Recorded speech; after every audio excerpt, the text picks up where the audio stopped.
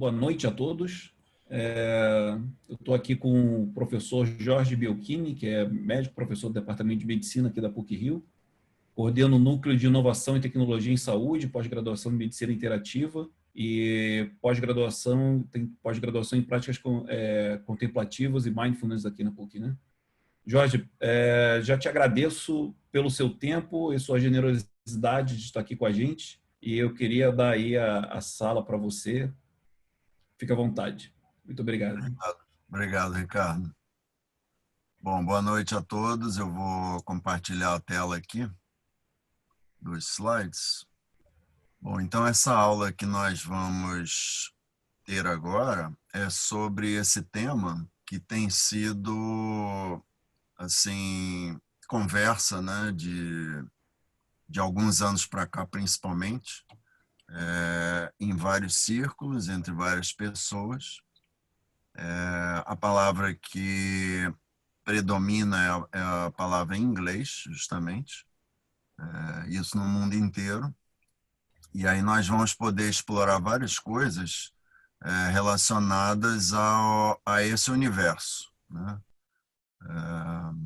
Essa aula foi motivada por uma aluna, uma ex-aluna, que fez um curso na PUC comigo de Mindfulness para universitários, e aí mobilizou os professores, né, entre eles o professor Ricardo, para que pudesse divulgar para mais gente, para mais colegas sobre esse assunto. Então, a primeira coisa para refletir é o quanto você conhece a palavra mindfulness, né? É possível que você conheça muito a palavra, que já tenha conversado sobre isso, lido, falado muitas vezes, ouvido muitas vezes. É possível que você conheça pouco e até possível que você não conheça nada, né? Pode até ter ouvido a palavra, mas não sabe o que é exatamente. Pode até ter uma ideia distorcida do que é, né? Dependendo de como que ela chegou até você. E aí tem algumas possibilidades entre essas, né? Do mais para o menos, né? Assim, você fez um curso, aprendeu num curso, ou você ouviu numa palestra, você já leu a respeito, muito ou pouco, já trocou ideias sobre esse assunto com algumas pessoas, já ouviu falar, mas não tem noção exatamente, ou até nunca ouviu falar. E aí eu estruturei a aula de hoje em cima de várias perguntas que são comuns das pessoas fazerem, né, sobre esse assunto. Algumas delas são essas: o que é mindfulness? O que significa essa palavra? De onde ela se origina? Independente do nome, para que isso serve? Onde que ela tem sido utilizada? Por que seria bom eu aprender? E para que seria bom eu aprender? Assim, que motivo me levaria a aprender e que eu ganharia com isso? Em que pode me trazer benefícios? E se eu não aprender sobre isso, o que pode acontecer comigo? Se é preciso eu aprender alguma coisa antes, se tem algum pré-requisito? Se eu preciso acreditar para que isso funcione? Qual é o embasamento científico? O quanto que há de misticismo, de religião, de outras coisas associadas. Se isso é oriental, é ocidental, a palavra é em inglês, né? Mas é oriental, é ocidental, né? De onde vem, qual é a origem. Qual é a relação disso com meditação, que muitas vezes vem associado, muitas vezes vem confundido até, como se fossem a mesma coisa. Qual é a diferença para meditação? O que pode acontecer se eu for aprender sobre o assunto e a minha religião for alguma específica, ou mesmo se eu for ateu, né? O quanto que isso pode ou não fazer diferença. Como que eu aprendo isso se eu estiver interessado, interessada? Se usar um aplicativo substitui o aprendizado? O que acontece na nossa mente durante esse aprendizado e quando cada um de nós pratica? em que situações, em que circunstâncias eu posso usar, quando que eu devo usar, onde, em que lugares, quanto tempo eu necessito para aprender, quanto tempo eu necessito praticar, uma vez que eu aprendi, e quando eu estiver nos meus piores momentos, como fazer. Claro, é uma lista imensa de perguntas, elas não se esgotam, vocês podem ter até outras perguntas e quem sabe no final a gente tem um tempinho aí para responder outras perguntas além dessas. Então, vamos seguir por elas, né?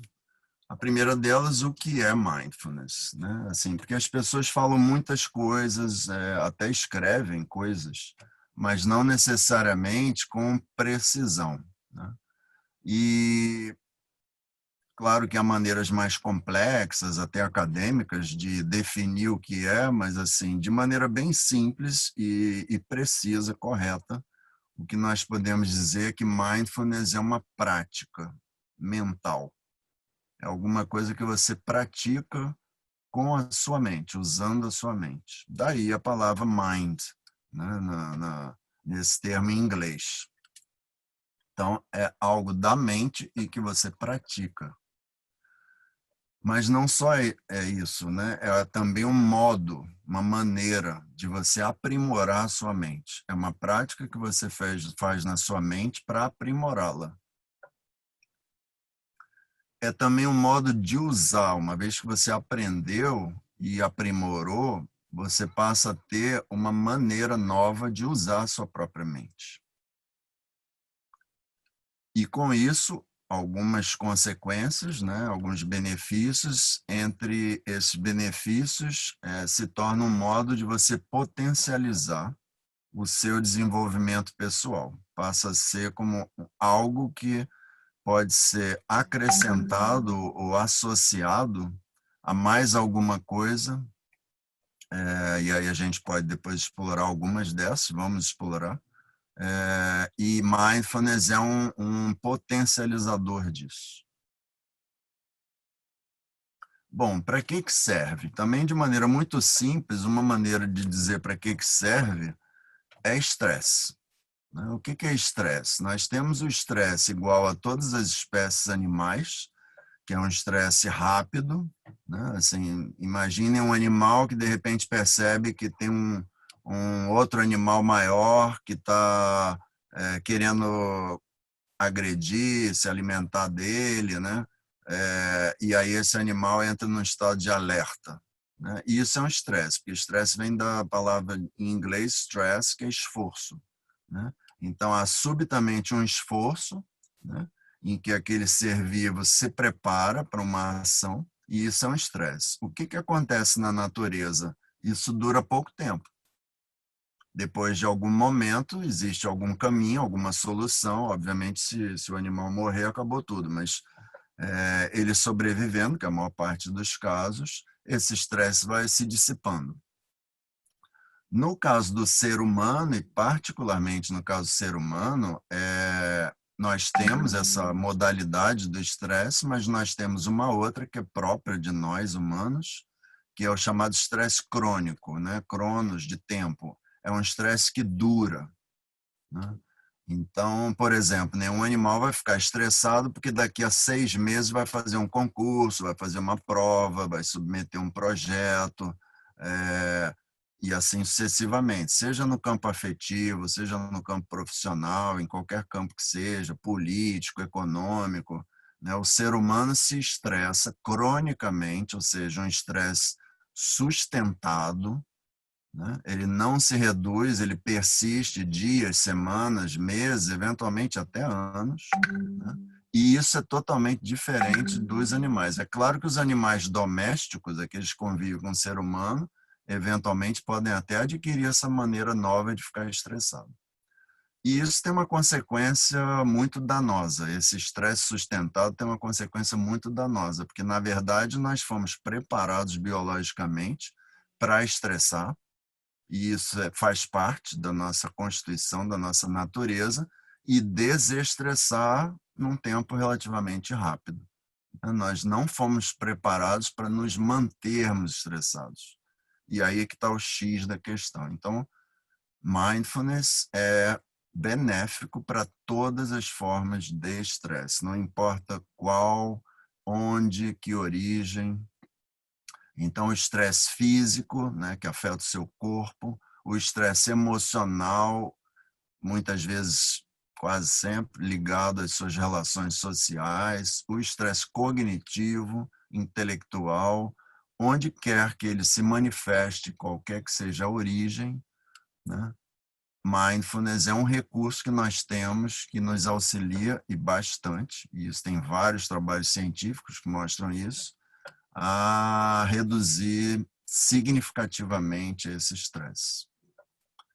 Por que seria bom você aprender isso? Bom, o que eu falei do estresse já seria uma boa coisa, né? Se eu tenho um recurso que eu posso usar, que não é um medicamento, que não tem danos, não tem riscos, né? Eu posso usar e vai me diminuir a chance de eu ficar estressado, me manter estressado, etc., já é por si só um motivo bastante positivo, né? Mas mais que isso, a nossa mente ela é mais capaz do que aquilo que nós costumeiramente usamos. Nós temos um potencial maior e nós podemos dizer quase que 100% das pessoas desperdiçam seu potencial. Existem exceções, é claro, né? Mas a maioria de nós, a grande maioria de nós, desperdiça o potencial.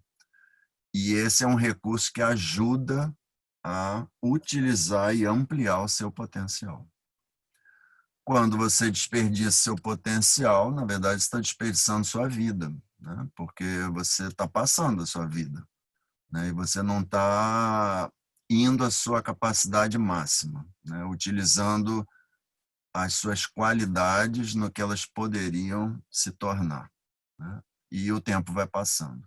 Então, isso é um motivo fundamental para aprender recursos que possam ajudar a explorar e ampliar o seu potencial. Com muita frequência, é possível se constatar que você gasta muito mais para obter o que você consegue do que você poderia gastar, né? Mesmo que a gente não pense em mindfulness, né, em várias coisas nossas, das nossas atividades, na medida em que, por exemplo, você ganha experiência, você passa a gastar menos esforço, né, menos tempo, menos recursos para obter a mesma coisa. Só que não é somente a experiência que traz isso. A maneira de agir, né, e como eu falei lá no início, é uma prática, um modo, né, de atuar, de agir, determina uma grande diferença no quanto que você é eficiente no uso dos seus recursos humanos, pessoais, ou não. E uma das consequências, se você desperdiça seu potencial, desperdiça a sua vida, é ineficiente, não lida com seu estresse da maneira que poderia lidar, você causa muito mais dano a si própria, do que seria necessário, né? Mesmo que as circunstâncias sejam desfavoráveis, sejam circunstâncias negativas, né? Você pega 10 pessoas na mesma situação, cada um vai lidar de uma maneira particular. A situação é a mesma para todos, né? O fato é o mesmo para todos. Mas por que tem consequências diferentes? Porque a maneira de lidar é que é diferente, né? Então, esse é um ponto crucial. E para que seria bom eu aprender? O porquê e o para quê às vezes se confundem, mas não são exatamente a mesma coisa, né? O para quê é olhando lá para frente, né? Então, aquilo que eu disse do potencial, você pode usar mindfulness para ampliar suas capacidades. Quais? Eu posso literalmente dizer para vocês todas. Todas. Tem muitos estudos sobre muitas capacidades, nós vamos ver algumas aqui, né? Mas, assim, teoricamente, todas, tá? Pode ter exceções, eventualmente. Por exemplo, ampliar suas capacidades físicas, né? Muitos estudos mostram benefícios na saúde com melhoria de capacidade física, com mais potência, com mais equilíbrio, né, da própria saúde. Você pode usar mindfulness para ampliar suas capacidades emocionais, desenvolver o que é conhecido como inteligência emocional. Como você lida internamente com as emoções, como você lida com as emoções dos outros, né? Como que as emoções dos outros afetam as suas e assim sucessivamente, né? Os vários aspectos e dimensões da inteligência emocional. Você pode também usar mindfulness para ampliar capacidades cognitivas, como eu já falei, né? Capacidades racionais, concentração, memória, capacidade de retenção, foco, atenção, né? Diminuir dispersão, capacidades intelectuais, também capacidades intuitivas e capacidades criativas, né? Tem estudos mostrando que mesmo em algumas áreas profissionais em que a criatividade não seria a coisa mais importante, talvez, ou seja, um artista, um designer, um arquiteto, o que for, mesmo em algumas outras áreas que você precisa encontrar soluções para problemas, aumenta a sua capacidade criativa, né? Seja engenharia, seja a área que for, né? Economia, né? Direito, etc. Em que pode me trazer benefício? Bom, já está começando a ficar meio claro isso, né, em função das coisas que eu já falei. Mas o ponto central que pode trazer benefício é o sofrimento. Porque todas aquelas coisas, o estresse crônico, não usar o seu pleno potencial, desperdiçar sua vida, sua energia, né, ser ineficiente, etc., traz sofrimento, ou pelo menos potencialmente traz sofrimento. Com frequência, traz mesmo, né? E é possível diminuir esse sofrimento, né? Vários tipos. Esse sofrimento vai do sofrimento físico, de dor, a vivência da dor, até sofrimentos de outra natureza, né? Psíquico, emocional. É possível aumentar o grau de felicidade, né? Assim, tem estudos mostrando que quanto mais você está desconectado e usa pobremente a sua mente, mais você aumenta o seu grau de infelicidade, né? Tem uma relação direta. Enquanto melhor você usa a sua mente, está mais conectado, mais você tende a se tornar uma pessoa feliz. Feliz aqui, eu vou fazer um parênteses rápido, importante, não é só um estado emocional, né? Porque frequentemente a gente associa felicidade com alegria, euforia, né? Felicidade é muito mais que isso, na verdade é mais profundo, né? Felicidade vem da palavra grega que significa fértil, félix, em grego significa fértil. Então você ser feliz e ser mais feliz é você se tornar mais fértil, você ser capaz, se tornar capaz de produzir mais, né, de enriquecer mais a sua vida. Não é só uma questão de estados emocionais transitórios de alegria.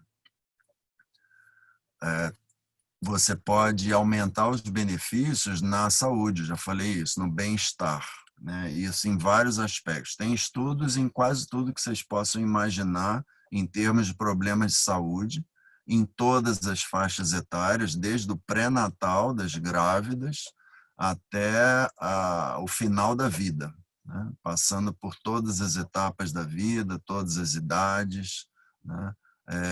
Diferentes tipos de problema de saúde, diferentes condições socioeconômicas, sociais, ambientais, etc., né?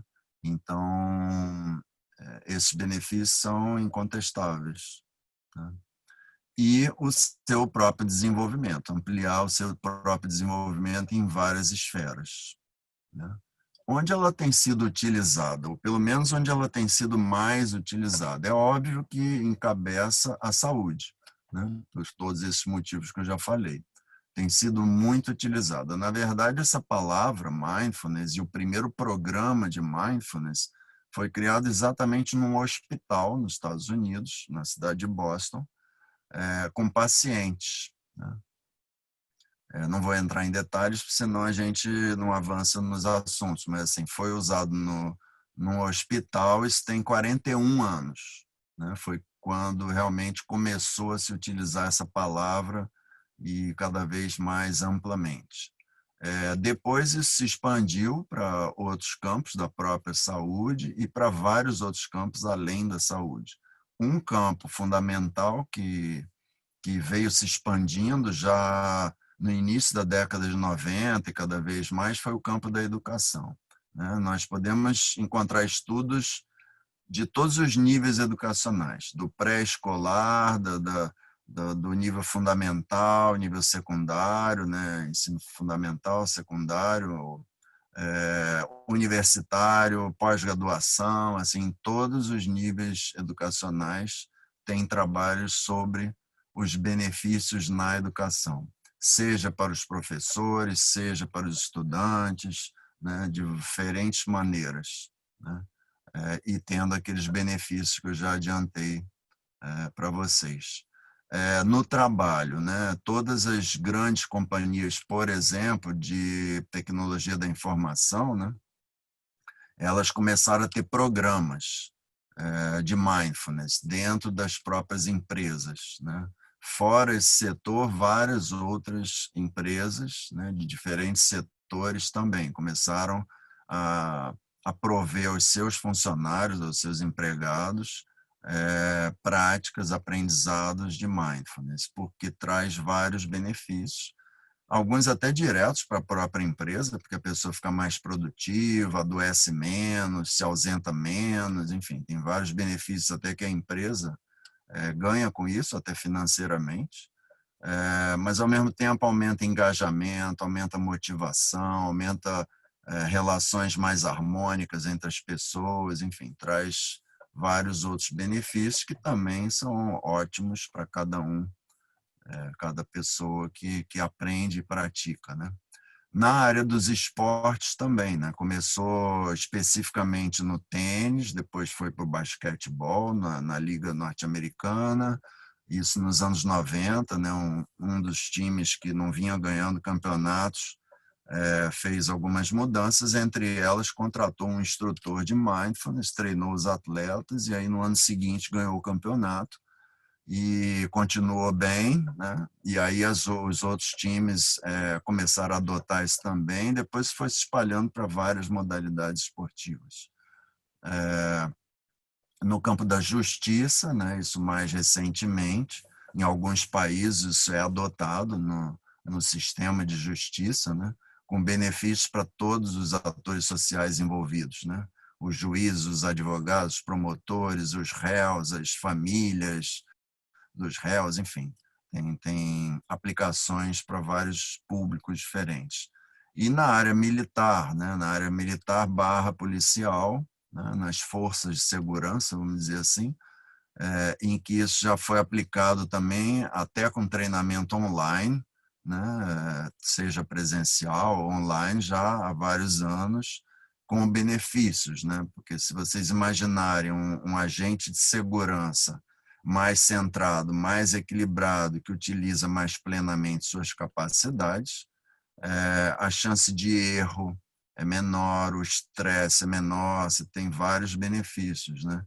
Na realidade, isso são aplicações mais recentes no nosso mundo contemporâneo, mas isso já é uma prática muito antiga, né? No campo das forças de segurança e em outras, na saúde, etc. Com isso, você pode utilizar em atividades de lazer, né? Você aumenta a satisfação durante o lazer. No trabalho, você aumenta desempenho, como eu já falei, produtividade, criatividade. E aí? Bom, tudo bem, é bacana, é interessante, mas se eu não aprender, né? Eu posso dizer para vocês, com segurança, que se você não quer aumentar o seu potencial, melhorar o seu equilíbrio, tudo bem, né? Cada um faz as suas escolhas. Agora, a consequência é que você vai ficar do mesmo jeito, né? Você ficará aquém do seu próprio potencial, né? Isso é uma realidade, porque se você pratica, isso muda. Existe algum pré-requisito? Eu preciso aprender alguma coisa antes? Absolutamente não. Você não precisa nenhum pré-requisito. Qualquer um pode aprender, e você não precisa saber nada antes, nem fazer nada antes. É só você seguir um caminho de aprendizado. Com alguns benefícios muito bons, em termos de tempo, né? O benefício é imediato, você já percebe mudanças em muito pouco tempo.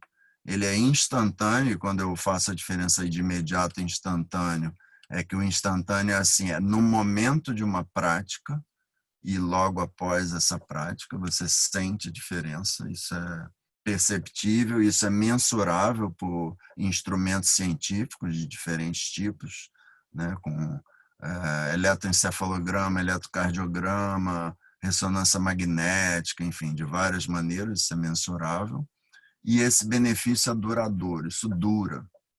Né? Só para vocês terem uma ideia do que é duradouro, tem vários estudos mostrando que assim, você fez um treinamento durante algumas semanas.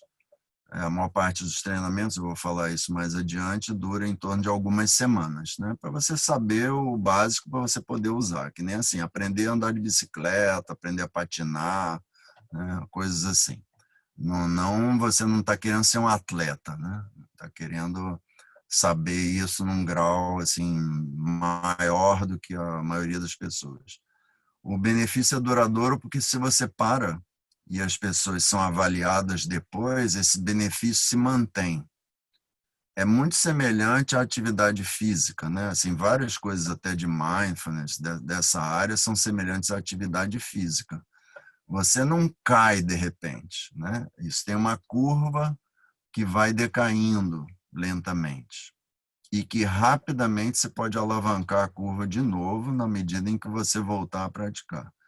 É que nem você ter malhado vários meses, por exemplo, seu corpo ficou melhor, e aí, por algum motivo, você para, né? Obviamente, seu corpo vai sentir, vai mostrar as mudanças, né? Você vai ficar mais flácido, vai diminuir o tônus muscular, enfim, vai ficar com a mobilidade diferente, assim, vão ter algumas consequências. Seu nível de energia vai reduzir gradativamente, né? É a mesma coisa, mas isso vai caindo lentamente. No que você recomeça, né? Claro que não é assim, apertou o botão e liga tudo, mas assim, isso rapidamente se recupera mais rapidamente do que foi antes, do que foi da primeira vez, né? Então, é duradouro nesse sentido, né? Por exemplo, tem estudos mostrando pessoas que praticam muito tempo, pessoas que praticam pouco tempo. Isso acontece com todas as pessoas. Claro que quem pratica muito tempo, essa durabilidade é mais estável, né? Mas essa é a diferença, é duradouro para todas as pessoas. E o que significa essa palavra? Bom, vocês sabem inglês, isso é muito simples, é só decompor essa palavra, né? Como eu já falei, tem o prefixo aí é mind, né? Então é mental. O radical principal é a ideia de plenitude, né? de cheio, full. E o sufixo ness, que quer dizer o substantivo dessa coisa, do que é mindful, né? Então, mindfulness é a substantivação de mindful, né? Assim como no português também nós temos o aotio, né? Assim, mento, quer dizer, desenvolver, desenvolvimento, né? Então, o substantivo. Então, na verdade, pela palavra você sabe que significa exatamente plenitude mental, né? Dito de uma outra maneira, a gente pode dizer que é uma mente mais conectada, né? E isso é aferido, inclusive, em laboratório, né? Além de você ter as sensações, né? Assim, perceber internamente, coisa que só você pode perceber, que você está mais conectado, conectada, isso é mensurável por diferentes maneiras em laboratório. Qual é a origem dessa palavra? Ela vem de uma língua que era usada na Índia, era a língua popular da Índia, que é o Sati, né? Desculpa, que era o Pali, né? Era a língua usada predominantemente, e a palavra, de onde derivou essa palavra em inglês, mindfulness, vem da palavra Sati, na língua Pali, né, que originalmente significa recordar. E tem tudo a ver com o sentido, né, porque você, inclusive na época, o significado é que esse recordar é recordar o passado, que é a forma mais comum que a gente associa, recordar o presente, ou seja, você se recordar de se manter conectado, e recordar o futuro, ou seja, você se projetar no futuro para se manter e se tornar mais conectado, né? E isso é claro, a gente não tem tempo aqui numa aula só para explorar isso profundamente, isso claro que só pode ser explorado quando você tem mais tempo num curso, por exemplo, né? Mas o conceito é esse, é um recordar que atravessa esses 3 momentos aí temporais. E de onde que se origina? Por que que inventaram isso, né? Assim, qual foi a motivação? A motivação foi a busca de se libertar do sofrimento. Quer dizer, eu falei de sofrimento pouco atrás, né? É exatamente isso, né? Porque esse é o benefício mais crucial que acontece, né? E foi a motivação de se desenvolver isso há 2.500 anos atrás. Aliás, eu botei 2.500 a.C., na verdade foi 500 a.C., 2.500 anos atrás. Mas começou aí? Não, isso já existia, né? Aí, nessa época, 500 a.C., é quando foi mais desenvolvido, é 500 a 600 a.C., é quando isso foi mais desenvolvido, né?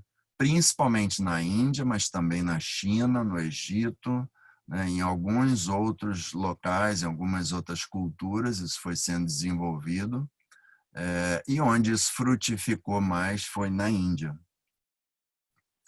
Mas é possível perceber a presença, né, não necessariamente, é óbvio, com esse nome, mindfulness, a presença dessas práticas em todas as culturas e civilizações, né? É praticamente impossível você encontrar uma civilização em diferentes épocas, né, da antiguidade, né? E aí nós estamos falando de milhares de anos antes de Cristo, inclusive, civilizações primitivas mesmo, depois outras e até as mais recentes, inclusive a nossa, né? Isso está presente, esse tipo de prática, esse cultivo desse modo está presente, generalizado, no tempo e no espaço, né? No planeta inteiro.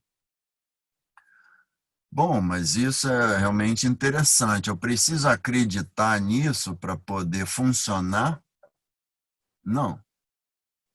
Nem deve acreditar, porque a crença pode interferir, né? Isso é um princípio até, né, importante. Quando você aprende, né, você não tem que se basear porque você acredita, né? Você se baseia porque você experimenta. Como é uma prática, você necessariamente tem que praticar, tem que experimentar. E é somente experimentando que você realmente entende e sabe fazer. Aprende como faz melhor, né? E aprende até algumas coisas disso que eu estou falando, dos benefícios, porque você começa a perceber em si mesmo, né? Então, não precisa acreditar, e acreditar em alguma coisa, seja o que for, para positivo ou para negativo, pode atalhar, tudo bem. Qual é o... Aqui está dizendo que minha conexão está instável, mas se a minha voz falhar muito, vocês me avisem. Qual é o embasamento científico? Qual é o embasamento científico, né? Tem vários campos científicos que estudam isso, esse assunto. O campo principal é das neurociências, né? Eu já até mencionei eletroencefalograma, ressonância magnética, que é do cérebro. O campo tem também química cerebral, né? Tem vários estudos até de relatos das pessoas, assim, tem vários métodos que são utilizados nesse campo, que é um campo interdisciplinar das neurociências, mas também em outros campos científicos. Por que outros campos? Eu já dei até alguns exemplos. Se o estudo é feito no campo da saúde, e num campo específico da saúde, esse campo específico vai estar envolvido. Se ele é feito no campo da educação, esse campo da educação vai estar envolvido, assim sucessivamente. Mas, assim, como um campo central, né, quase sempre as neurociências estão envolvidas. O quanto que há de misticismo, já que é uma coisa muito antiga, né, milenar na humanidade, claro, agora vem sendo aprimorado, vem se fazendo muito estudo científico. Se vocês puserem nas fontes de literatura, né, a palavra mindfulness ou alguma coisa que tem alguma relação, como, por exemplo, meditação e outras palavras, vocês vão ver que tem uma curva crescente, né? E não é linear, é mais com uma forma exponencial a curva, no sentido de trabalhos científicos, ou seja, principalmente nas últimas décadas, tem crescido muito o número de estudos sobre isso. Mas é uma coisa muito antiga. Bom, então é justo se perguntar o quanto que há de misticismo, de religião. Nada. Nada, porque é uma prática. Não está relacionada a crenças. Se não fosse assim, não seria possível ter dito o que eu disse antes, assim, que está presente em várias culturas, né? Cada uma dessas culturas antigas, por exemplo, tinha um sistema de crenças, tinha seus rituais simbólicos, né? É claro que o ser humano faz misturas, né? Então faz mistura de práticas com crenças, com rituais, assim, a coisa vem sempre empacotada, misturada, né? Isso é típico das culturas humanas. Só no laboratório que a gente separa as coisas e vê o que cada coisa é mais do que outra, né? Mas não há nada relacionado a crenças. Por isso que eu falei também que você não precisa acreditar e que a crença pode até atrapalhar. Qual é a relação de mindfulness com meditação? Muitas vezes é associado, né? E às vezes vocês ouvem até, podem ter ouvido já, ou lido, né? Mindfulness meditation, como se fosse um tipo de meditação, né? Você pode até usar essa expressão sabendo que ela está errada, que é um modo de falar, né? Porque assim, a língua é uma coisa muito rica que você pode usar ela de várias maneiras, né? Desde que você saiba exatamente o que você está querendo dizer e o seu interlocutor também entenda o que você está querendo dizer. Mas, na verdade, mindfulness não é um tipo de meditação. São duas coisas, né, em que meditação, a gente pode fazer um paralelo, é como se fosse o laboratório. São condições controladas e você tem uma prática ali dedicada à meditação. Eu vou explorar isso mais adiante, né? Porque meditação tem a mesma origem etimológica de medicação, medicamento, médico, medicina, né? Vem da palavra medicare, né? Essa é a raiz da palavra. Então, tem tudo a ver com o que eu falei do sofrimento, né? Então, é alguma coisa, quando você medita, é alguma coisa que você está fazendo para melhorar você, né? Nesse sentido, de novo, é muito semelhante à atividade física. Você não faz atividade física porque é a coisa melhor do mundo para você fazer. Você sabe que é benéfico para você, então você faz, né? Você quer ter coisas boas que venham disso. Então, a meditação é a mesma coisa, é uma prática que traz benefícios, né? Mas é uma prática que você fica ali totalmente dedicado, alguns minutos para aquilo. Mindfulness, não. Mindfulness é a aplicação disso na vida. E isso não é um conceito recente, isso é um conceito desde lá a origem, né? Bem antes de Cristo, né? Nas culturas, com outros nomes, cada uma dava um nome. Isso é aplicar na vida aquilo que você fez no laboratório. É muito semelhante ao que acontece no ensino que vocês todos estão habituados. Assim, você tem a condição do laboratório, da sala de aula, que é uma condição especial, que não é a vida, né? Você aprende ali, testa, né? Você faz várias coisas no laboratório, na sala de aula, que você vai querer aplicar na sua vida. Você não vai viver no laboratório. A sua vida não é o laboratório.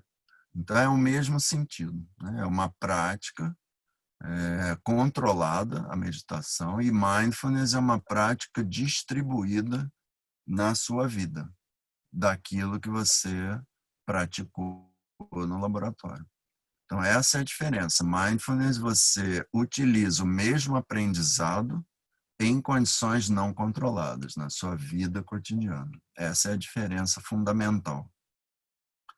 Bom, mas é oriental ou é ocidental? Isso é uma outra pergunta também que as pessoas fazem com uma certa frequência, né? E quando se faz essa pergunta, como se fosse assim, uma dicotomia, é oriental, então não é ocidental. É ocidental, então não é oriental. Bom, em primeiro lugar, a gente está esquecendo da história da humanidade, né?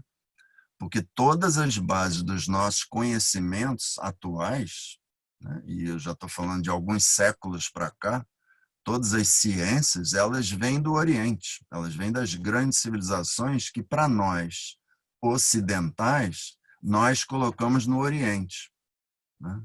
Nós é que determinamos onde é que divide o planeta Terra para dizer daqui para cá é Oriente, daqui para cá é Ocidente. É só olhar o mapa mundi. Essa linha vermelha, né, que vai do Egito até a China, ali, Sudeste Asiático, né, tudo isso é considerado Oriente. E justamente aí é que vem as grandes civilizações. E daí é que veio para o Ocidente, né, começando pela Europa, depois chegando até as Américas.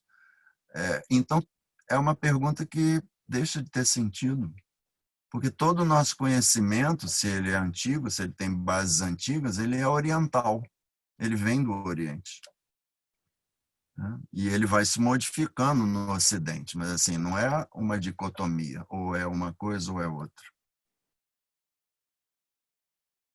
Bom, mas se tem alguma coisa ligada à meditação, né, eu posso perguntar, bom, e se a minha religião for tal, né?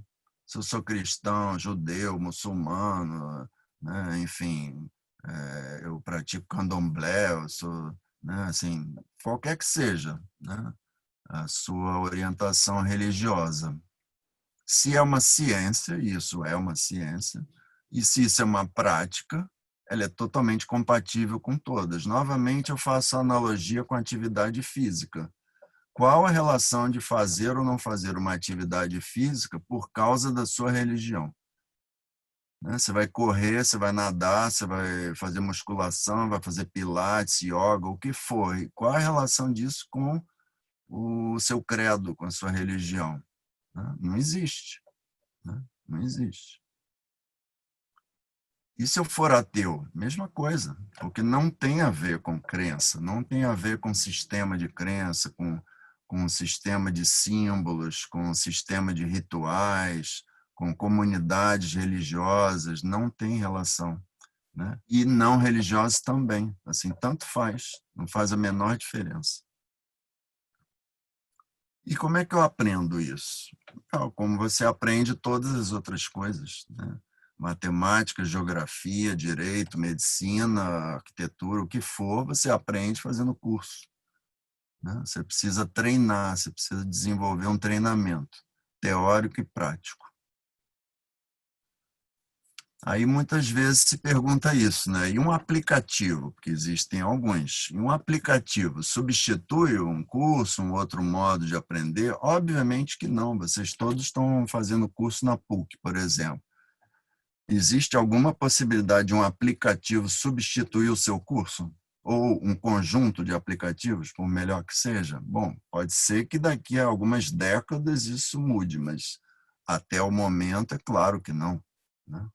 Entre várias razões, uma é que o aplicativo é unidirecional, né? Você não interage, você não dialoga, não tem um ser humano ali, até porque isso não é escalável, né? Se você botar um monte de seres humanos atrás do aplicativo, você vai ter que contratar um monte de gente, e aí, bom, é melhor fazer um curso, né? Aí deixa de ser importante você ter um sistema automatizado.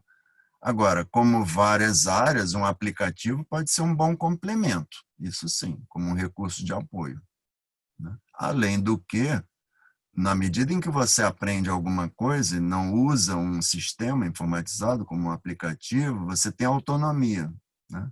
Se você usa um aplicativo, se toda a sua prática está baseada no aplicativo, você está totalmente cultivando a sua dependência daquilo.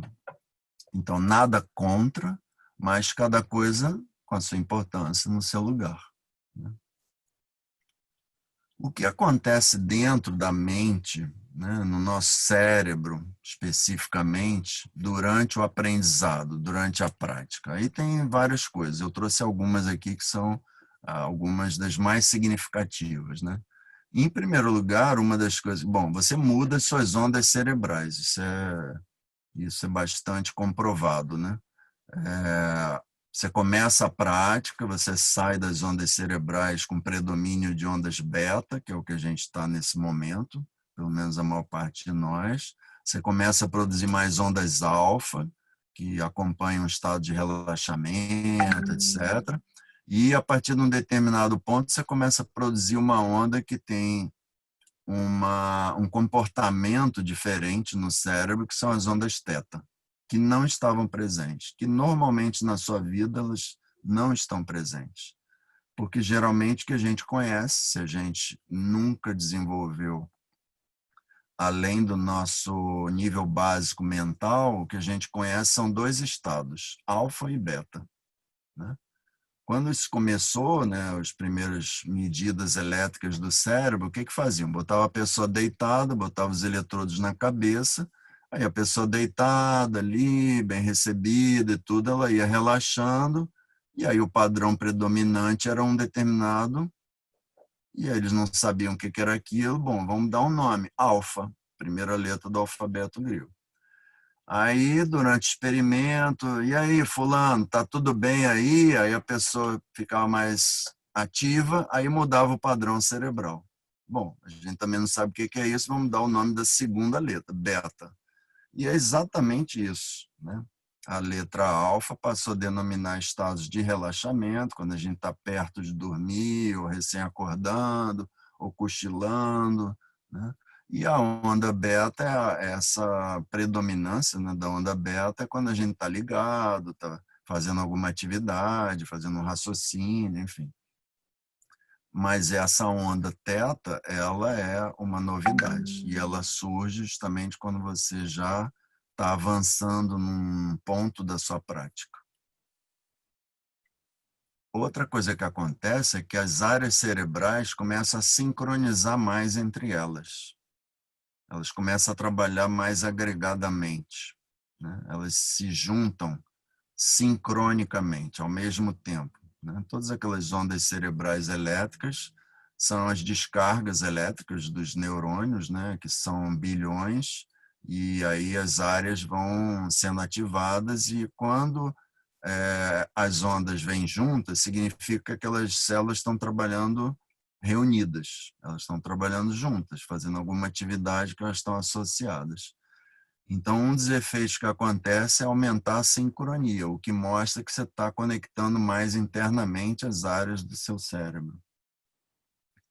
Muda padrões nas áreas cerebrais, quer dizer, tem muitos estudos que usam, inclusive, isso para entender o que acontece dentro de nós, da nossa mente, a partir do cérebro. Então, por exemplo, se você está estressado, uma determinada área fica mais ativada e outra desativada, e quando você faz uma prática, aí inverte. A área que estava ativada desativa e a área que estava inativada ativa, né? E aí tem muitos estudos dependendo do que você está analisando ali, né? Se é um estado emocional, se é um estado de concentração numa tarefa, né? O que acontece é que os estudos vão mostrando exatamente isso. O grupo que está praticando altera os padrões, as áreas mudam, o grau de ativação e desativação invertem, muitas vezes, e as pessoas que não estão praticando, para poder comparar, os padrões se mantêm. Isso mostra como que é uma espécie de ginástica mental, ou seja, você está fazendo uma prática que modifica a maneira do seu cérebro funcionar e, consequentemente, sua mente. Eu não vou nem entrar em questões filosóficas aqui, se mente e cérebro são a mesma coisa, não são. O cérebro é a nossa parte material, né? Mas isso seria um curso inteiro para a gente falar sobre isso. Mas a gente pode botar, como eu botei aí, mente barra cérebro, tá? Porque esses estudos específicos aí são feitos analisando o cérebro, né? E um outro efeito, que foi uma surpresa na época que fizeram o primeiro estudo e depois replicaram algumas vezes e se manteve, o achado se mantinha nos estudos, é que você aumenta o volume da massa cinzenta do cérebro. É como se fosse, analogicamente, uma musculação cerebral, de fato. Assim como você trabalhando um músculo, né, num determinado movimento, aquele músculo ganha volume, né, aumenta a quantidade de proteínas ali, aumenta o volume. Da mesma maneira, você aumenta áreas, assim, aumenta a espessura das áreas, né? Então, além de você ativar, desativar, né, liga e desliga, você aumenta o volume, aquelas áreas ficam fortalecidas e isso se mantém. Da mesma maneira que eu falei do anterior, que se mantém, né, a durabilidade. Quais são as técnicas que são usadas, né? Tem diferentes maneiras da gente classificar as técnicas, né? Então eu trouxe só algumas aqui para que fique assim mais simples, né? Uma classificação que é bastante comum é você dividir as técnicas em formais e informais. O que é uma técnica formal? É que você segue um protocolo específico, né? Você para, você começa a fazer determinada coisa, depois faz outra, tem toda uma sequência formalizada, né? E a prática informal está mais ligada à mindfulness, justamente, que é uma prática que você faz assim no seu dia a dia, né? Então você não para executar um protocolo, né, que está mais próximo do universo da meditação. Você usa no seu cotidiano, por isso que é chamada de informal. Outra classificação bastante usada é se você usa um foco interno dentro de você, e aí dentro de você pode ser o seu corpo, suas emoções, seus pensamentos, né? Assim, várias esferas dentro de você, do seu ser, ou um foco externo, né? A natureza, uma música, sons de pássaro, assim, o que for, né? Vários focos externos. Tem uma família inteira aí para cada uma dessas categorias. E no campo dos focos internos, as várias esferas dos fenômenos humanos. Eu dei alguns exemplos aí, né? Corpo, emoção, pensamento. As técnicas se dividem também em relação a isso. Quando que eu posso usar? Bom, depois que eu aprendi, né? Quando que eu posso usar? A resposta é muito simples. Sempre. Sempre. É uma coisa que você pode usar sempre, né? E eu não canso de insistir nisso. Acordou até a hora de dormir, qualquer momento.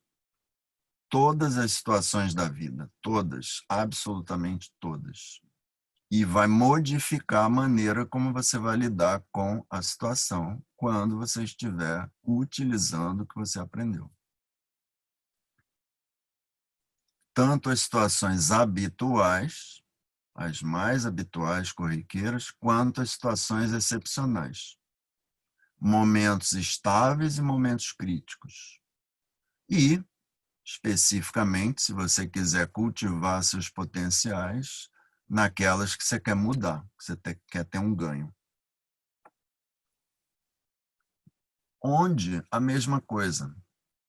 Eu falei do quando, mas onde a mesma coisa. Todos os contextos, profissional, lazer, esporte, assim, o que você pensar de contexto, todos os ambientes, externo, interno, familiar, amizades, profissão, colegas, a sala de aula, né, qualquer ambiente, né, na rua, indoor, todos os lugares. Quanto tempo necessito para aprender? Simples, semanas. A grande, assim, quase todos os cursos, se não todos, são cursos de algumas semanas.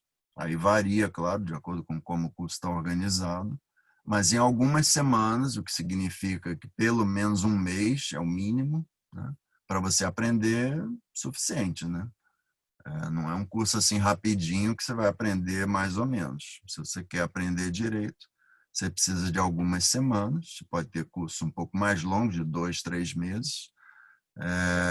E aí você realmente aprende o suficiente para você passar a utilizar na sua vida inteira. É claro, como qualquer aprendizado, esse é o aprendizado básico. Se você quiser aprofundar, e você precisa aprender mais.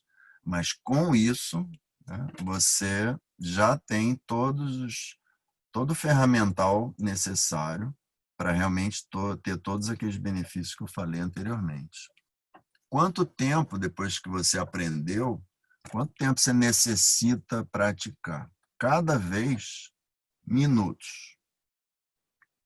Menos do que uma atividade física, né? Em geral, uma atividade física, para ela ser benéfica, você precisa, não é assim uma regra absoluta, mas você precisa de um mínimo de 20 a 30 minutos, geralmente 40, 50 ou até 60 minutos, uma hora, né, para você realmente ter vários benefícios. Você pode ter benefícios com mindfulness com menos minutos. Menos. Durante uma semana, quantas vezes eu preciso praticar? Alguns dias na semana. Nisso é muito semelhante à atividade física, né? Normalmente, todas as recomendações médicas de atividade física, pelos estudos, estabelecem que pelo menos, idealmente, né, pelo menos 3 vezes por semana você faça alguma atividade física por alguns minutos. É muito semelhante. Como tudo na vida, se você pratica menos, você vai ter menos benefícios, se você pratica mais, vai ter mais benefícios, mas não precisa exagerar, né? Se você praticar alguns dias da semana, você vai ter um ponto ótimo de benefícios. E a longo prazo, quanto tempo eu necessito praticar? É como qualquer habilidade humana, quanto mais, melhor. Se você praticar mais, eu quero ser um bom pianista. Se eu praticar mais, eu serei um melhor pianista do que se eu praticar menos. Eu quero ser um bom desportista, idem, né? E assim sucessivamente. Eu quero ser um bom engenheiro, um bom médico, um bom advogado, um bom arquiteto, um bom designer, um bom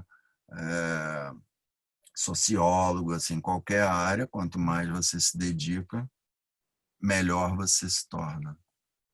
E se eu estiver nos meus piores momentos, momentos de sofrimento, momentos de grande dificuldade, como eu falei, em qualquer momento você pode usar em qualquer contexto, né? Então você pode simplesmente lembrar, é fundamental, lembrar que você sabe fazer isso, acionar em você esse conhecimento e usar, né? E para finalizar, eu posso dizer para vocês, é claro que nada é mágico, né? E isso é muito importante, porque várias coisas, como eu enfatizei muitos benefícios, mas de fato, assim, os riscos e danos é quase zero, né? Mas não existe nada, né, que não tenha risco nenhum absoluto, mas isso é claro que você vai saber na medida em que você aprender mais sobre isso. Mas assim, não substitui, por não ser mágico, não substitui outros recursos. Então, por exemplo, no caso da saúde, é claro que você vai usar medicamentos, você vai fazer tratamento, né? Você vai ter os benefícios disso, vai. Se você usar só outros recursos, você vai ter os benefícios dos outros recursos. Se você acrescentar isso, você vai ter benefícios somados. Se você quiser substituir, não vai ser possível, porque você não vai ter os benefícios das coisas que você está abrindo mão. Agora, digamos numa situação crítica, né? Que você está num pico de ansiedade, por exemplo, que é uma situação relativamente comum. O que é mais rápido, né? Você tomar um remédio, você conversar com alguém, você fazer uma prática, você sair para dar uma corrida, fazer uma atividade física, o que é mais rápido? Aí eu posso assegurar a vocês sem dúvida que mindfulness é o mais rápido, assim. Atua em segundos. Um medicamento, por exemplo, quanto tempo leva um medicamento para começar a fazer efeito? Na melhor dos casos, 20 minutos. Em geral, 30 minutos. Né? Porque ele precisa ser absorvido, entrar no sangue, atuar no corpo. Uma conversa também leva alguns minutos. Né? Uma atividade física não vai ser nos 5 primeiros minutos que você vai notar a maior diferença. Né? Enquanto que realmente mindfulness, sem substituir nenhuma outra dessas coisas, você percebe benefícios muito rapidamente, com muita frequência em menos de 1 minuto. Né? E o benefício vai aumentando, é claro, à medida que o tempo vai passando e você vai praticando. Então é isso. Queria agradecer a atenção de vocês e abrir para perguntas.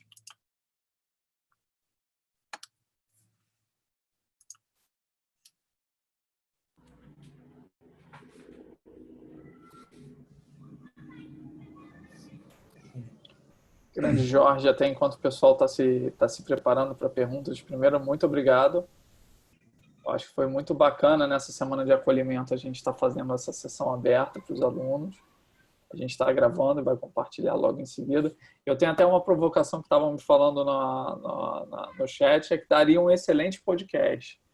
Então, até uma provocação para você, depois a gente vai converter para podcast e te manda para você compartilhar, que eu acho que fica um conteúdo muito, muito, muito bacana. Gabriel levantou a mão. Gabriel, você fica à vontade em ligar a câmera, ligar seu áudio e fazer a pergunta. Gabriel?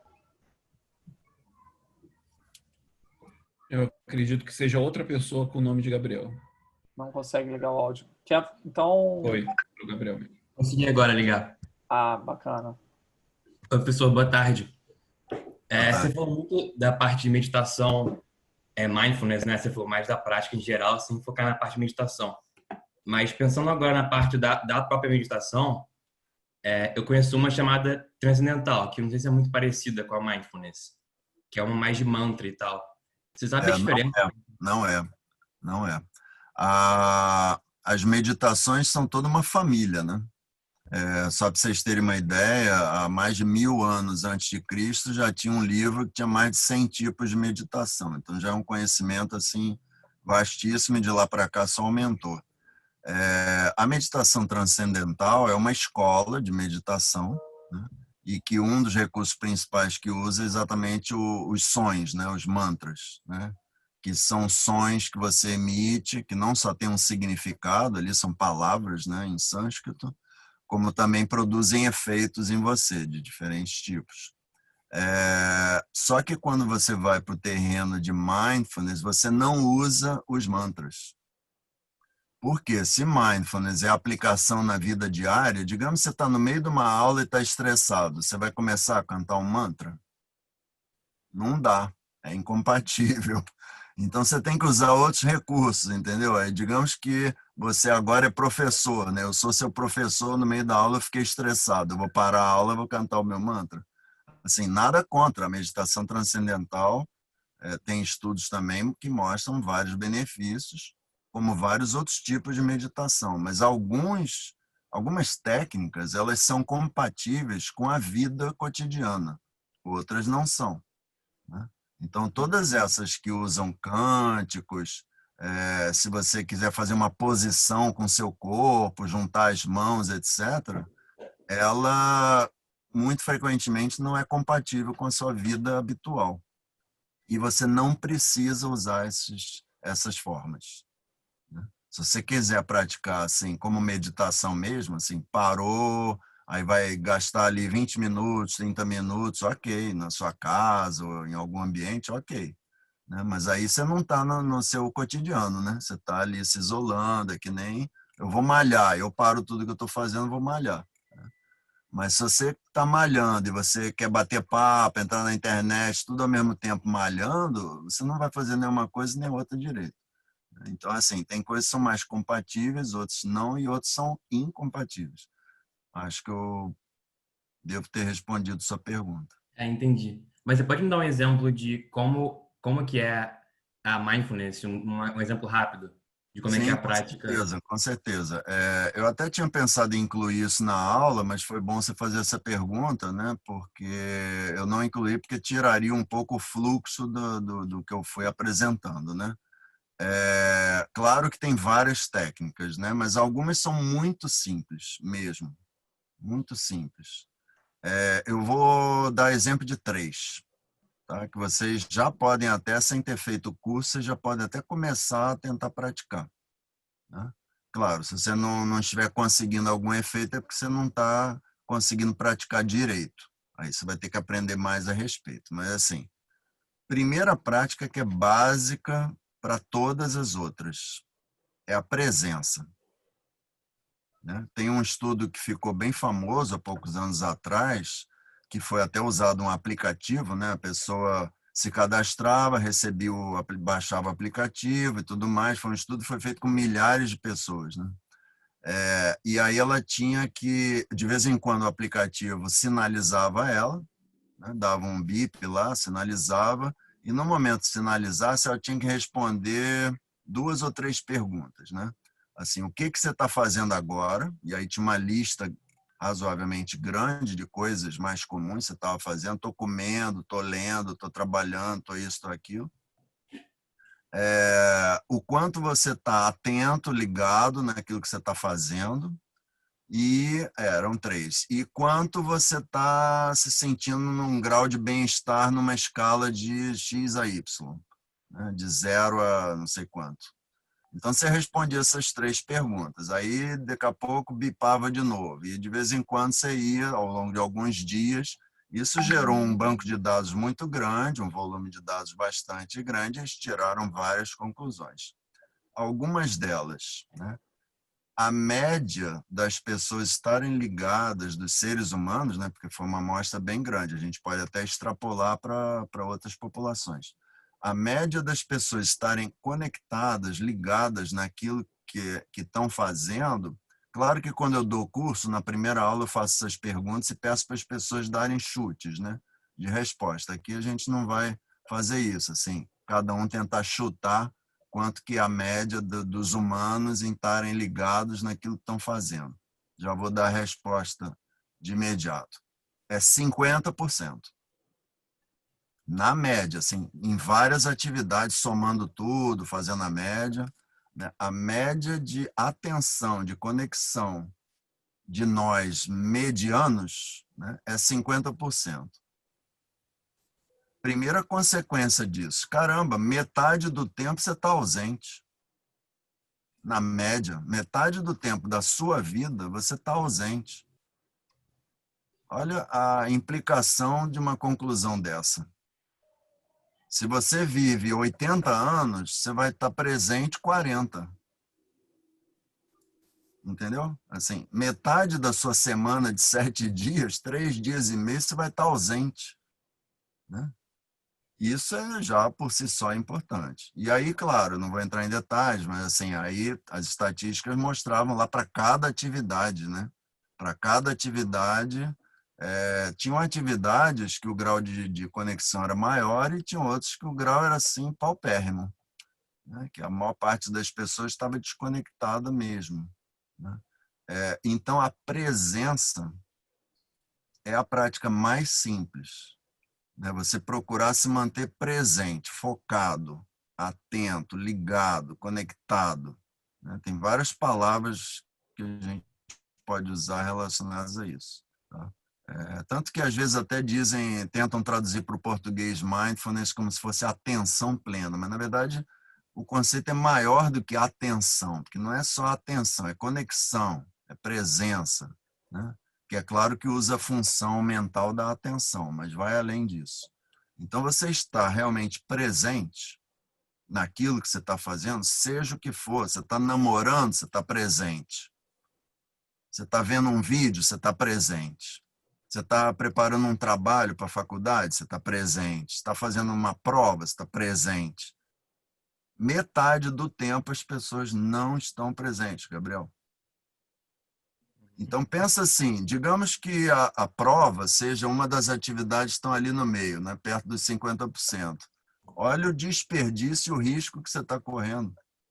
Porque metade da prova você vai se desconectar. E isso acontece, não sei se já aconteceu com você ou com alguns de vocês que estão presentes, mas isso acontece com frequência.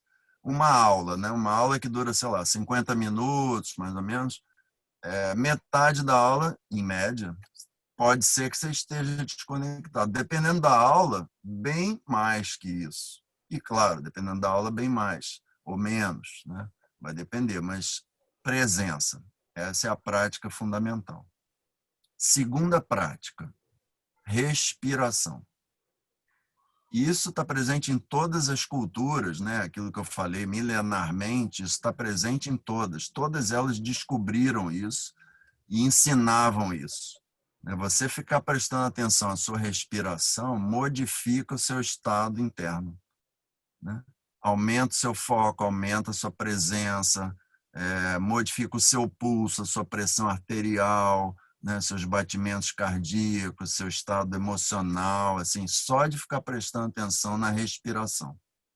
Não é modificar a respiração, aí que tá, não é modificar, não é como aquelas práticas de pranayama da yoga que você faz um exercício para respirar de um certo jeito, não é isso, né? É não interferir, é só acompanhar. Tá? Você pode praticar, todos vocês podem praticar isso em vários momentos. Vocês estão lá no meio da aula. Começa a prestar atenção na respiração. Você vai ver que modifica, que alguma coisa modifica. E quanto mais claro, mais modifica. E qual é uma das coisas mais incríveis da nossa mente? É que a gente é capaz de fazer uma prática dessas e estar na vida. Assim, não é que você vai parar de prestar atenção na aula para prestar atenção em outra coisa. Por isso que não é só uma questão de atenção, né? A gente é capaz de tornar essa capacidade mais elástica. Você continua prestando atenção no professor, no quadro negro, etc., né? Ou verde, o que cor for, né? Branco. Então, você está ali ligado no aprendizado, mas, ao mesmo tempo, você está acompanhando sua respiração. Está presente. Não é à toa que um ditado popular, que provavelmente todos vocês conhecem, quando você está nervoso, respire e conta até 10. Né? É um ditado popular, que tem um embasamento real. Assim, realmente, se você está nervoso, você não reage a partir do nervoso que você está. Está irritado, está ansioso, o que for. Você não reage. Você, antes de reagir, você para, respira e conta até 10. Respira, você já está respirando, mas assim, respira significa conecte-se na sua respiração e conte até 10. Você vai ver como é que modifica. 10. A gente não está falando de 100, 1000, a gente está falando de 10. Claro, se você contar até 20, até 30, vai aumentar o efeito, né? Então, essa é a segunda prática. E é aquilo que eu falei, você pode usar isso em qualquer momento, em qualquer situação, qualquer hora, né? Qualquer contexto, não tem limite. Porque você tem que estar respirando o tempo todo. É a única função que a gente não consegue voluntariamente interromper, né? Você pode ficar sem comer, sem beber, até sem dormir. Claro que você vai sentir os efeitos negativos daquilo. Mas você consegue controlar várias funções. A respiração, não. É humanamente impossível, você não aguenta muito tempo, né? No máximo alguns minutos se você já tiver uma boa respiração. Então você está respirando o tempo todo, você já está fazendo isso, né? Mas você não está conectado. E a terceira, que também é muito simples, né? Que é levar o foco da sua atenção, da sua percepção para o centro do seu peito. Bem na altura dos mamilos, bem no centro. Tá? Assim, mentalmente, você perceber essa região e aumentar a percepção ali. E, de novo, você pode estar no meio da aula, você pode estar namorando, pode estar dirigindo um carro, ou dirigindo uma moto, assim, você pode estar jogando um esporte, qualquer situação. Você pode estar numa relação sexual, você pode estar num cinema. Bom, agora cinema não dá, né? Assim, qualquer, você pode estar comendo, né? Assim, qualquer atividade ou outra, tomando banho, escovando os dentes, o que for, né? Você pode levar a percepção para esse lugar. E isso é muito rápido, o efeito que você sente. Modifica, assim, tanto subjetivamente, você percebe, quanto objetivamente, né? Com aqueles mesmos indicadores que eu falei. O pulso, a pressão arterial, você muda o seu ritmo respiratório, uma série de coisas. Muda suas ondas cerebrais, muda inclusive o campo magnético do seu coração. Nosso campo magnético do coração é mais de 100 vezes superior ao campo magnético do cérebro. Tem muito mais células, né? Mas elas pulsam muito mais dispersas, né? O coração não. Então, o nosso campo magnético do coração atinge uma distância, um raio de 2 a 3 metros, que você mede isso a 2 a 3 metros, né? O campo magnético do coração. E isso se altera, né? Assim, é uma das variáveis que se estuda que altera. Então, recapitulando, presença, respiração, se ligar no respirar e levar para o centro do peito. São técnicas muito simples. Quer ver um exemplo, né? Agora não, mas quando voltar a PUC, ter aula presencial, faz uma experiência, todos vocês, de subir um lance de escada, focando na respiração, focado na respiração, não desligado, assim, olhando o celular, batendo papo. Você até pode bater papo, subir a escada e focar na respiração, pode fazer simultaneamente.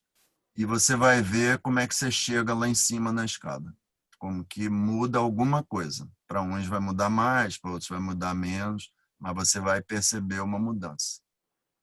Então, são exemplos muito simples que, como eu falei, não precisa acreditar, né? Você experimenta e você mesmo tem a comprovação. Legal, obrigado, Gabriel. Mariana perguntou aqui para a gente, Jorge, se você recomendaria algum curso específico ou livro sobre mindfulness. Tem alguns cursos, até tem um que eu dou na PUC, né? Tem outros cursos aqui no Rio mesmo. Eu não sei dizer assim especificamente os cursos, porque eu não conheço a estrutura disciplinar, assim, o que se ensina, né? Tem bons livros, um deles até, infelizmente, foi traduzido como Atenção Plena, né? Foi uma falha, na verdade, do título, da tradução do título, mas o livro em si é muito bom, que você encontra em qualquer livraria, né? Atenção Plena. É um livro que foi escrito por um dos 3 autores ingleses que levaram isso para o Reino Unido, né? E aprofundaram os estudos de mindfulness lá. E é um dos autores que escreve, e é um livro instrucional, né? Ele vai não só explicando o que é, etc., mas ele vai dizendo, faz isso, na primeira semana pratica assim, na segunda semana tem todo um programa de prática. Tem um outro que foi o criador do método primeiro, né? Do primeiro protocolo, que é um nome chamado Jon Kabat-Zinn, né? Kabat quer dizer John sem H, Kabat é K-A-B-A-T, e Zinn, Z-I-N. É um nome meio diferente, né? Mas vocês encontram livros traduzidos também, do Jon Kabat-Zinn, aí você pode escolher o tipo de livro. Tem pelo menos um, que ele mostra o passo a passo, os programas. No Reino Unido, por exemplo, isso se tornou política pública, né? Eles fizeram um trabalho muito interessante há poucos anos atrás, no parlamento britânico, em que os parlamentares aprenderam a fazer meditação, mindfulness, né? E aí eles, sentindo na pele, literalmente, eles passaram uma lei para que todas as escolas do Reino Unido adotassem como disciplina, né? Então, é política pública lá no Reino Unido. O estado da Califórnia é a mesma coisa, quer dizer, tem alguns lugares que está avançando, se tornando até uma política pública. Então, em termos de aprendizado, é isso, né? Legal. Gustavo fez uma pergunta, Gustavo Lopes. Qual é a relação O Gabriel, só um minutinho, o Gabriel botou aqui o livro, é esse mesmo que está no chat, Mark Williams. O Gustavo fez a pergunta, Gustavo Lopes, qual é a relação de mindfulness com budismo? Então, aquele cara que há 2.500 anos foi o principal desenvolvedor foi exatamente o Gautama, né? O Siddhartha Gautama, conhecido como Buda, que quer dizer um título, né? Buda é um título, quer dizer o iluminado, né? Aquele que atingiu um nível mais alto do que a imensa maioria dos humanos. O Siddhartha Gautama, que era o nome dele, ele tem toda a história da vida dele, que não vou entrar em detalhes, mas ele ficou muito impactado. Ele era um príncipe, né? Tava, vamos dizer assim, popularmente com a vida ganha, tinha família, mulher, filho, dinheiro, palácio, etc. Mas ele resolveu conhecer o resto do país, né? E aí ele foi vendo o sofrimento das pessoas, ficou muito impactado com o sofrimento, resolveu abandonar a vida dele de privilegiado e foi buscar como o ser humano podia se livrar do sofrimento. Essa foi a grande busca da vida dele, né? E aí ele praticou várias coisas, né? Aprendeu com vários outros e no final ele foi o principal desenvolvedor, até porque ele, depois que aprendeu e chegou onde ele queria, ele ficou 40 anos discursando, né? Ele fez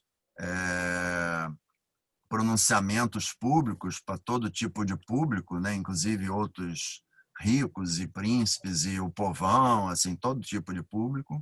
Ele não fazia diferença, não tinha partido político, não tinha nível econômico, nada que fosse barreira para ele. Ele queria que o ser humano se libertasse do sofrimento, todos eram seres humanos, e aí ensinava para todo mundo. E ele foi o principal desenvolvedor, né, de um conjunto de aprendizado, lá, de ensinamentos, e que depois os seguidores, né, das linhagens budistas desenvolveram isso.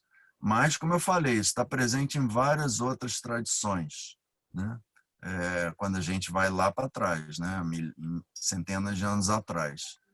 Ali é onde se desenvolveu mais, né? Mas você encontra em várias outras fontes a mesma coisa. No judaísmo, no islamismo, no cristianismo, né? E outras correntes, outras orientações. Esse conhecimento que estava no campo, que hoje a gente chama religião, né? Era comum a vários outros conhecimentos. Quer dizer, a astronomia, a agricultura, todos esses conhecimentos estavam ligados aos religiosos, né? Porque eram quem sabia ler, sabia escrever, né? Só depois de Gutenberg que muita gente começou a ler e escrever, mas antes dele não, né? Tinha os letrados e a imensa massa de iletrados. Então, esses conhecimentos não é à toa que ficaram ligados à religião, porque eram os poderosos, eram quem tinha o conhecimento. Tinham vários conhecimentos, entre eles essas práticas. Posteriormente, aqui, mas, né, nas últimas décadas, o que aconteceu? Foi feita uma aproximação de um neurocientista com o Dalai Lama, né, o líder do budismo tibetano. E aí o Dalai Lama, desde criança, ele sempre foi interessado em ciência, né? Sempre foi um curioso em ciência. Então, eles conversando, eles trocaram ideias e resolveram fazer uns encontros com cientistas, etc. Esses encontros deram origem a vários trabalhos científicos, que foram os primeiros, lá na década de 70, mais ou menos, já tem bastante tempo, né? E aí é que começaram esses vários trabalhos científicos, daí para frente só aumentou, começou por aí, né? Ou seja, foi se comprovando em laboratório, de diversas maneiras, aquilo que o ser humano já sabia e já praticava, né? Só que usando outros olhares, outros instrumentos. Então, enriqueceu o nosso conhecimento. Corroborou, por um lado, nada foi negado, né? O conhecimento, nenhum foi derrubado, e tem uma passagem, tem um aspecto muito interessante, né, que vale a pena ressaltar, é que o próprio Dalai Lama disse isso mais de uma vez em público, né? Se os cientistas mostrarem que alguma coisa do nosso conhecimento está errado, nós é que vamos ter que mudar o nosso conhecimento. Porque eu sou mais confiante nos métodos da ciência do que nos métodos que nós usávamos anteriormente. Olha a coragem, né? Mas nunca aconteceu, né? Na verdade, só confirmou e ampliou detalhamento, etc., científico. Então, está ligado ao budismo? Sim e não, né? Porque assim, é onde se desenvolveu mais, mas é que nem você dizer assim, o conhecimento da física atômica está na Alemanha, só porque os primeiros físicos foram alemães, por exemplo? Claro que não. É um conhecimento da humanidade, né? Nasceu com um ou dois ou três ali, Max Planck, Niels Bohr, Einstein, né? Assim, o Niels Bohr nem era alemão, né? Era sueco, mas assim, isso não significa que aquele conhecimento é dali, né? É um conhecimento, foi desenvolvido mais ali, depois isso ganhou outras proporções. Tá? A mesma coisa, né? Essa tentativa de encaixotar, de situar, ela não corresponde à realidade e até atrapalha. Né? Bacana, bacana. Eu acho que são todas. Tem mais uma colocação. Estava agradecendo a colocação do Jorge. Eu acho que foi um encontro muito produtivo, encontro de muita provocação, né, Jorge, para que as pessoas continuem buscando mais conhecimento. E já a turma do seu curso está aberta? Vai ser aberta? Eu vou abrir de novo a turma, né? O que aconteceu? No início da pandemia, eu até conversei com você na época, né, Gustavo? A questão do Zoom, aquela coisa, né? Tinha acabado de começar um curso, esse de 8 semanas, né? Assim, no início de março. Aí veio o fechamento das escolas e tudo, né? E aí eu tive que correr para mudar para o online, adaptei o curso e tudo mais. O curso prosseguiu e a turma terminou. Esse curso eu venho dando ele todo semestre, né? Então, até estou pensando mesmo em dar esse semestre um pouquinho mais adiante, assim, talvez mais para o final, tipo outubro e novembro. Online, agora online, porque a gente não pode estar no campus, né? Tem um outro curso que vai começar semana que vem, que é um curso que a gente pode dizer que é um curso avançado, né? Está lá na CCE, vocês podem entrar, que é Mindfulness e o Desenvolvimento das Potencialidades Humanas, né? Que é um casamento que eu até falei na aula, que é muito interessante, né? Tem um outro estudo que não tem nada a ver com mindfulness, que foi feito na área da psicologia, que comparou todas as virtudes humanas ditas por todas as culturas, né? Assim, eles fizeram um estudo mega, assim, com uma equipe grande, né? Isso foi no início dos anos 2000. Né? Tem um livro publicado, e aí eles encontraram 24 virtudes humanas, né? Que estão ali classificadas, que são as virtudes que a gente pode chamar de universais, porque aquilo ali estava presente em todas. Né? Então, isso é utilizado em vários campos, na educação, na psicologia, etc. E aí tem uma vertente mais recente que fez um casamento de mindfulness com as virtudes. Então, esse curso especificamente é isso. Você quer desenvolver suas virtudes, suas potencialidades, né? Como você julgar o desenvolvimento das suas potencialidades com mindfulness e vice-versa. Esse curso começa semana que vem, está ainda com inscrição aberta. Né? É um curso um pouquinho mais longo só, de 12 semanas, até porque são 24 virtudes, enquanto que o 8 são 8 semanas. Então, o outro eu estou prevendo aí mais, como eu falei, para outubro e novembro. Né? Então, depois de começar essa turma, eu pretendo já colocar o outro e tudo pela CCE, quer dizer, se quiser encontrar é só entrar lá no site. Legal, legal. Queria, na realidade, agradecer ao Jorge Biolchini pela essa aula aberta, e a gente depois vai divulgar, Jorge, com a sua autorização aí nos canais oficiais da universidade, até para que mais gente tenha acesso a esse conteúdo. Então, uma boa noite para todo mundo. Jorge, aquele abraço, saúde, tudo de bom. Obrigado. Todo o apoio aí.